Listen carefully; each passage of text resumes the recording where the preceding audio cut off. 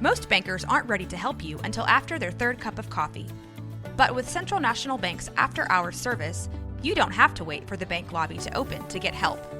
You can contact us from 6 to 8:30 in the morning or from 5 to 10 in the evening, and we'll connect you to a real, live, local person who can answer questions and fix problems 7 days a week. Bank different. Bank Central. Central National Bank. Member FDIC. This is a Rogue Media Network podcast.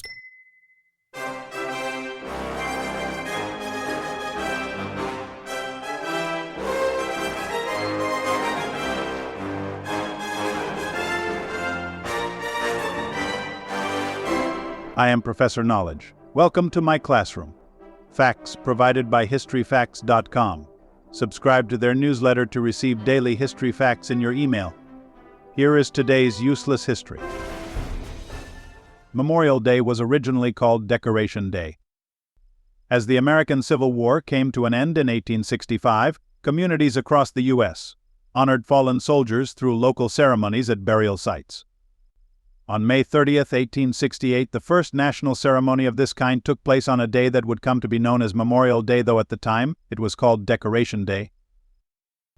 A few weeks before the ceremony, John Logan, head of the Grand Army of the Republic, a Union veterans organization, issued a proclamation urging Americans to decorate Civil War soldiers' graves with springtime's choicest blooms.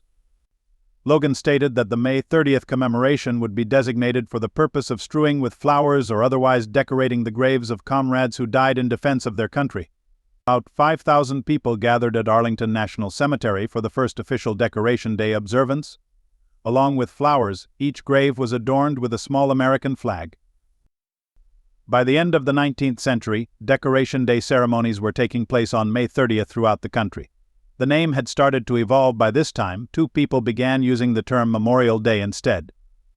That moniker, however, didn't become common until after World War II, and Congress didn't make the name change official until 1967. A year later, Congress passed the Uniform Monday Holiday Act, declaring that certain federal holidays would be observed on Mondays, including Memorial Day, which was to be commemorated annually on the last Monday in May. Today, the holiday honors all Americans who have died in military service. It's legally required to observe a national moment of remembrance on Memorial Day.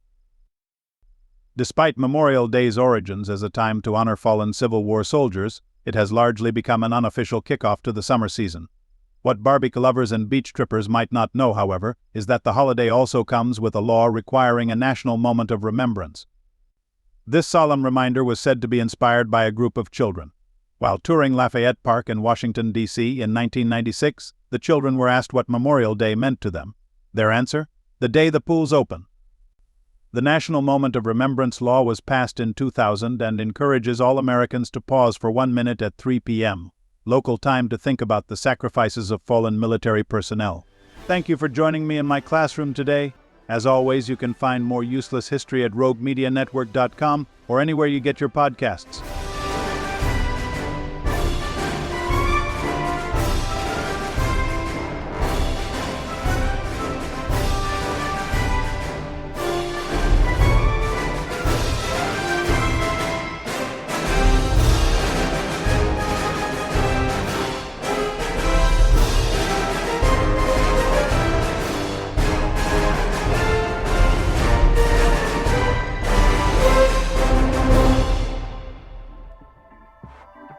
This has been a Rogue Media Network